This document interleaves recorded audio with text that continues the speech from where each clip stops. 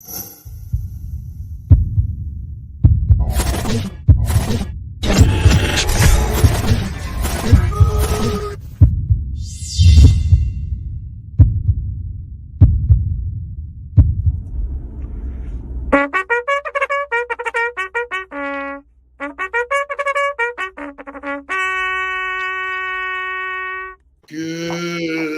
morning.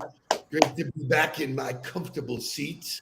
I was all dressed up and went to the ball yesterday. Man, did I have a ball. It was so much fun. Hopefully you all enjoyed the huddle yesterday. I know I did. I know I enjoyed that huddle. That was like... Yop is a really cool dude, doing some really cool things. And I had an absolute blast yesterday. It was cool to be in my shoes, in my position, looking at that next generation and what they know and what they don't know and how they're being taught. And needless to say, save it, Shay, because I'm going to do that as we get into the show. I want to talk about some of the things that I taught them, which is the entrepreneurial mindset and things they need to be looking out for. But before we get there, always like to shout out things that are happening to us. Mark, tell me about your night watching football. Yeah, so I got a surprise visit last night. So I love when, things just adapt, adjust, and overcome. Got a text that Tyquan Underwood was coming into town to do some recruiting in Miami today. And Mimi was picking him up from the airport. And I was like, I don't know where you guys are going, but come to the house. So we ordered some wings. I got the proper alcohol prepared, and we sat down and we had a boys' night last night, and we caught up. We watched football. We talked life. We talked business. It was a really great boys' night, and just good to be around, quality people. Like, I wrote about it in my post, but like the bond that Tyquan and I share, how we created that bond, the place that we were in, where he was at in his career and where I was at in mine, that just doesn't go away. And it doesn't matter how long it's been since you've seen somebody, you just pick it right back up, and it just leads to really fruitful conversation, which is, food for the soul. Food for the soul. I love it. Speaking of food for the soul, good for giving back and all that kind of stuff. Our man, Bob Goldfarb, who is definitely the best dressed man in the room, always. No doubt. Look at him. He's raising money for breast cancer awareness. And so really, really fantastic. Look at him in a pink suit. I mean, it's fantastic. And the car, like, I want to see him get in that car. Like, this is, the guy is just so set up. It's great. It's almost like Dick Tracy mobile. Yeah, that's exactly right. So, it was a great day. I got to visit with Ed Dykes last night. Ed Dykes was wearing a Goldfarb. I walked in, I go, dude, I blew my mind. You're like, every time you see someone else wearing one that one-ups yours, it's that one. Got to get another one. But in all seriousness, for those who have been paying attention, we as a company made a commitment to one of my favorite entrepreneurs, Warren Struhl, to get re-engaged with his business. I read a proverb. This is great. And the proverb is it possible to give away and become richer? Of course it is. Boom. Of course it is. Is it also possible to hold on too tightly and lose everything? Yeah. So in the spirit of gratitude, giving, which we do every year, we do it with breast cancer. We do it for causes. We do it for people who have been good to us throughout the year. I give you licorice.com. Shay, show me all of I am surrounded by licorice, pretzels. So the diet shit is off, man. They are delicious too. I mean, the pretzels that I had last Friday were absurd. Like the Kung Pao pretzels and the sweet honey one. I was like, the sweet honey salted butter is clean. But it comes unbelievably packaged in tubes. This is what the pretzels look like. You can order them in sets of 3, in sets of 6. If you are interested, the reason why I'm doing that, and you want to try it or you want to have a conversation, we've set up a concierge service. the concierge service is let me know. I'll connect you with somebody to walk you through the whole site, give you all the options, tell you the top flavors. And then if you are going to give gifts for the holidays, which we highly recommend that you recognize people that are good to you, licorice, pretzels. Great gift to give. We got great feedback. It was 2 years ago that we did that, or was it last year? I think we did it last year. Back to back. And we always get great feedback from people. Oh my God, this licorice is so good. They love the look of it. So it's a great gift to give. And then in the spirit of innovation, they have completely rocked my world. And they came up with something called Popsters. Really cool trade dress. This is what it looks like when it gets shipped.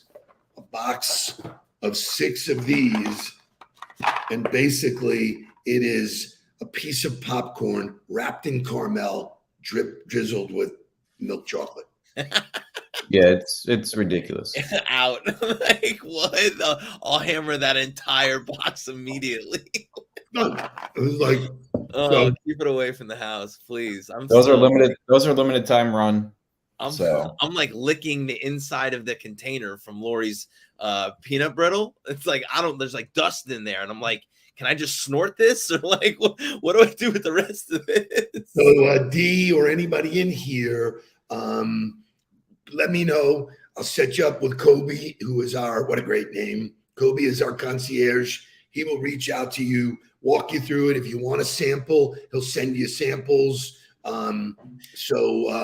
Anybody will have Kobe reach out to you. We'll be talking about this throughout, but it's really, and the name of the company is called Goat Foods. So they are constantly going to be innovating and giving great food for gifts. So shout out to all them. There's a couple of flavors, as Mark said, in pretzels that are amazing. Shay, wake us up. Let's go. We got a lot of shit to talk about.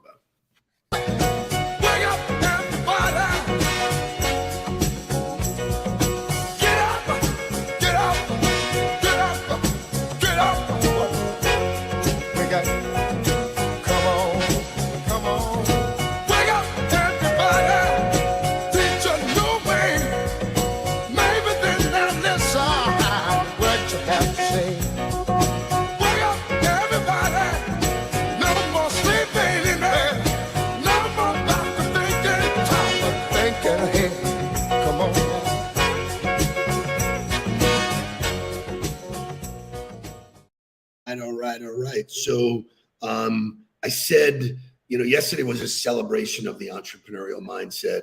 Got a lot of feedback on the song that I used, My Way. I got another doozy, motivational entrepreneur music. Give me Journey. Any way you want, that's the way you need. Any way you want. She looked to laugh, she looked to sing. She loved everything. She loved to move. She loved to groove. She loved to love it. All night. Oh, every night. Come on. To all night. Baby, it's like everywhere. Anywhere you want, that's the way you be. Anywhere you want. Anywhere you want. The way you need, and you want. I was alone, I never knew when you left the field. Then we touch, then we say, oh, I'm alone again. No. All night, oh, every night, yeah, one more time. So hold tight, woo, take that hold tight. Anywhere you want, that's the way you need. Anywhere you want. Anywhere you want, that's the way you need. Anywhere you want. So this is the guy that's having fun, man. Tell me other music that moves you like that. I mean, I know you're going to see Chris Stapleton tomorrow. I don't even know who that is, but does that music move you the same way? I mean, I don't know. We're gonna find out. I mean, he's a little bit more folk. You know the song with Justin Timberlake. Show up like that was one of your favorite songs. Yeah, the one he did with. Okay. Yeah. I do know Chris Stapleton. But he's a little bit more like folky. So like I don't expect him to show up like Journey and like jump out of the screen. Yeah. But I mean, that to me, I don't know, like when we saw Phil Collins, like he was sitting in a chair the whole time, but you could still feel his passion. You still felt him through the microphone. So like I'm interested to see, you know, but you could tell like watching that video of Journey, they're having a blast doing what they're doing. So I want to dig into what happened yesterday. It was really, really exciting for me.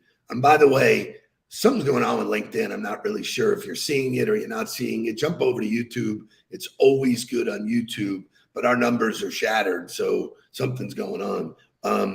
So we had this time, waited for everybody to get there. And they had an exercise where they said the person across from you had to give your elevator pitch. So like I would point to Mark and Mark would have to give my elevator pitch.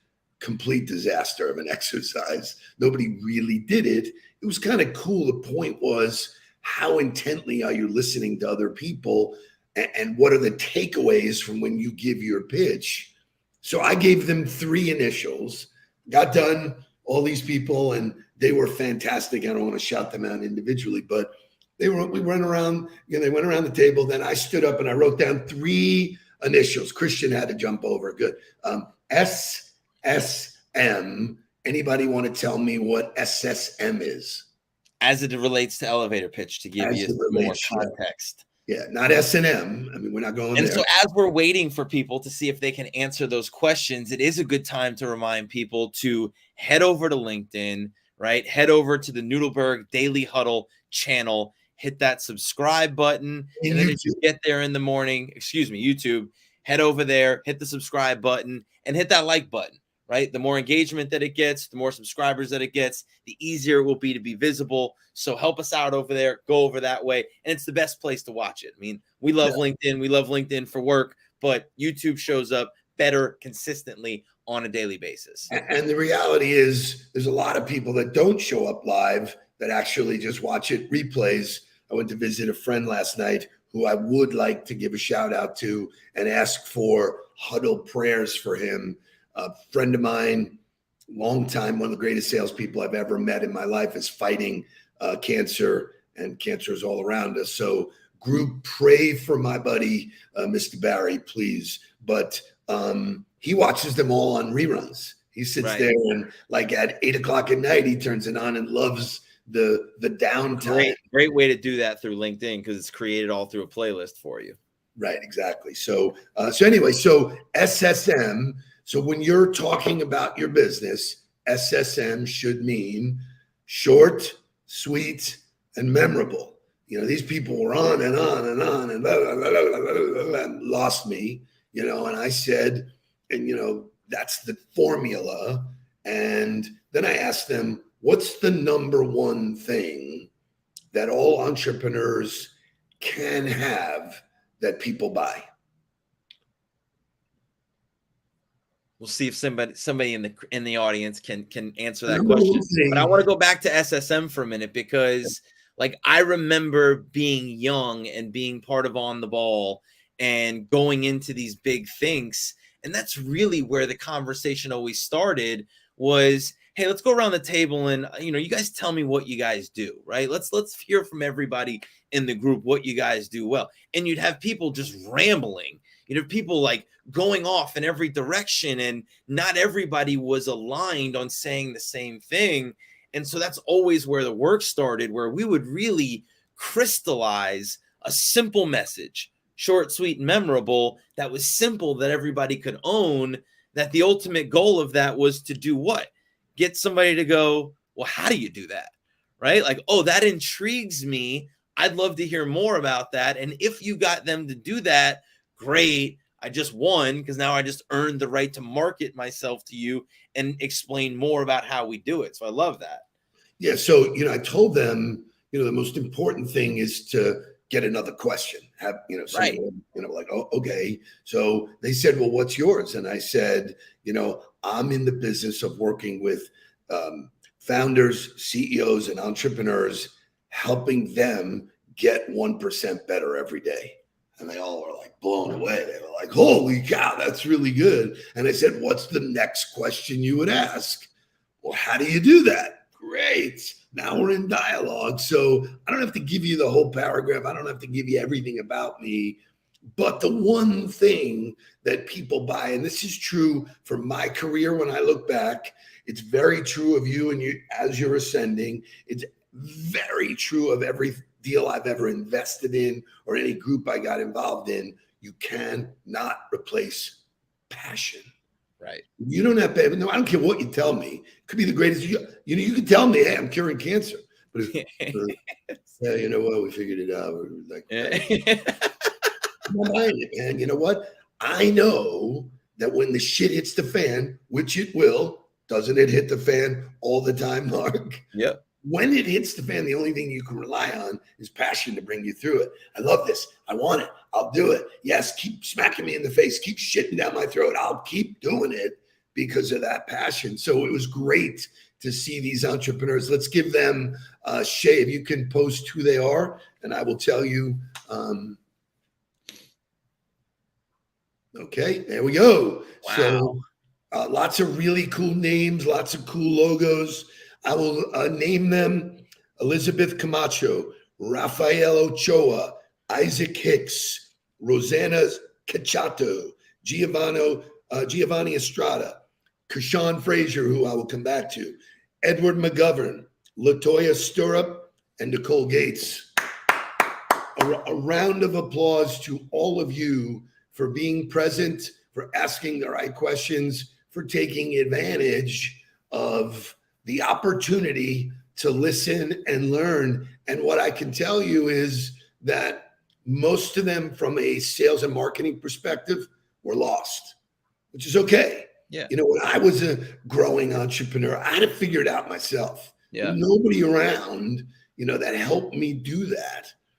This was great to be part of a program like this. And there's Yap showing Well, up. I think that's the thing that most entrepreneurs run into is that, like, and look, like the sales training and the marketing training is so textbook and is so systematic and is so rooted in old school tactics that it's hard to come up with an idea and say, okay, I know I have a problem that I want to solve. And I'm going to go back to Yap yesterday, right? Like, I have a problem. I know the problem that I want to solve. I know how I want to solve it. And I know what's unique about it. But now how do I go create a business around it, which is ultimately how do I sell it? It's not, you can have the greatest systems in place and you can produce the greatest product. But if you don't know how to sell it, then you don't have a business because there's no revenue. So understanding the difference between marketing and selling, and like we talk about biz dev as opportunity creation, but that's what marketing is too, right? Like that's what the whole point of driving awareness about yourself and getting people to consider you is to create opportunities, and then understanding how to convert those opportunities and consistently put it into a process. Nobody talks about it that way. When you taught it to me, I was like, nobody else is telling me that this is the way to do it. And you look like I did some research yesterday. Like I went into the Challenger method, went in, I was watching and learning, and there was somebody doing a talk on it, and it's good. But the problem with it for me is they discounted the relationship up front. They said it's not important to build the relationship. It's important for you to show people how you can solve a problem up front. And I call bullshit on that. I call bullshit. Because there's so many people who solve the problem. These people were so programmed to get up and sell. And, you know, their elevator pitches were selling, presuming that there was a problem. Listen, you know, I tell them I get pitched all the time to buy, you know, like medical supplies. I'm like, what the, you know, you wasted your time, you know, when if somebody approached me to market to me one-to-one, and one of the guys, Raphael, was super cool. He has a couple of different things he's working on. One is he puts together this event Thursdays and Fridays in Miami, and all about Wagyu beef. And he serves drinks and little tastes of Wagyu. And his pitch is, nobody knows what Wagyu is. We teach them. And it was like, I said, dude, to me, it's like a threshold of like, what can you charge for a steak before someone goes, get the fuck out of here? Right. It's like $150 an Yeah, ounce. come on, man. So it was interesting because I asked them, I said, it was mixed female and male. And for both, I said, does, language bother you? And they were like, oh, no. They were all in it. And so all of a sudden it got real with F-bombs. But he created intrigue. You know what I mean? And I think that's the whole point of whether you're talking about your pitch and it's short, sweet, and memorable. The ultimate goal is to create connection and intrigue. Because if I can connect with you and create some interest, then we have the opportunity to have the conversation.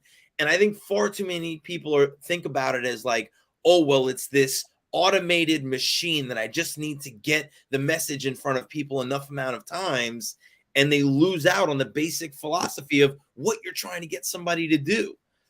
So I told them I'm really into taking all my thoughts and putting them in acronyms. I like, so SSM was one, and, Ford for the way we, post content. But I really got him with RPD, like with RPD, and I said, when I look back, and this is really some of your thoughts merged with mine. But when I think back on success, and this is what I spoke about in my TED Talk, relationships stand way in front of all of it, but then creating a process to gain those relationships and being disciplined. So relationships, process, and discipline. If you live your life by RPD, good things will happen. I'm not sure when, and that's the patient side of it. But if you're willing to take a process. And so what I told them, I wrote the number 1200. Lori, if you don't know what Ford is, get back in the videos, man. Come on, you're spending too much time cooking meatballs. Lori, I'll send you a message to tell you what Ford is. But I wrote the number 1200 on the board, and they go, what's 1200? And I go, my suggestion is you find a way to meet, greet, and build a relationship with 1,200 people this year. And they were like, dude, there's no way. I'm too busy. I'm that beep, beep, bop, boop, ding, ding. I said, okay. So let's go off that number for a second. If I asked you to make 5 friends today, could you do that? They're like, yeah, that's doable. Not okay, good. We all agree, right? 5 a day, 25 a week, 100 a month, 300 a quarter, 1,200 a year. Oh my God. I said, if you meet and greet and build a relationship with 1,200 people, I don't give a shit what you're selling. You will be great at it. You will find success. Conversation. And this is where I'll leave it today. If you looked at that process and said, how many of the 1,200 in your business do you need to actually do something with to have like an impact year? For you, what's the number? 20? Yeah. 30? Right? 30 of 1,200? Do the math, man. It's less than 10% is 120. So that to me is every time I discipline myself to getting back to the process and getting back into it, and I feel it work, and I get back to, okay, I'm back to having conversations. I'm back to starting and creating the spark for conversations, and I stay in that work.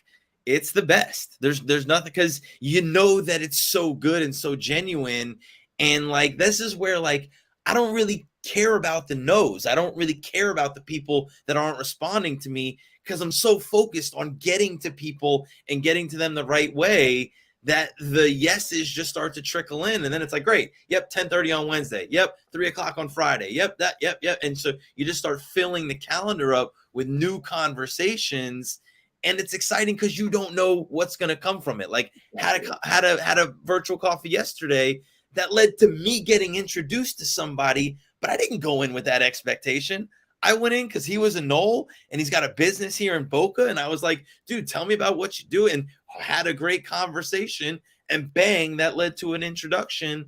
But just doing the work of getting to the right conversations at the right time is the fun part. So, when you have the process, when it derails, it's so much easier to go back to it and say, okay, if I just focus on virtual coffees, that rhythm, and then all of a sudden, something comes from nowhere, lands on your plate, and you go, wow, that was lucky. Bullshit. No, I'm focused on the process. I'm allowing good things to happen to me. So thank you to that whole group. They were great. I'm making a few introductions for them. For a few of them, it was super fun. Thank you, Yap, for having me. If you have me again, I'll definitely do it. It was super cool. Everybody go. Have a great time. Sign up on LinkedIn. Sign up on YouTube, because obviously LinkedIn had a problem. Some got it, some didn't. What a mess. See you Monday morning. Let's get down. Please don't worry about me. I'm about to let my heart speak. My friends keep telling me to leave this. So let's get down to business. Let's get down to business. Give you one more night to get this.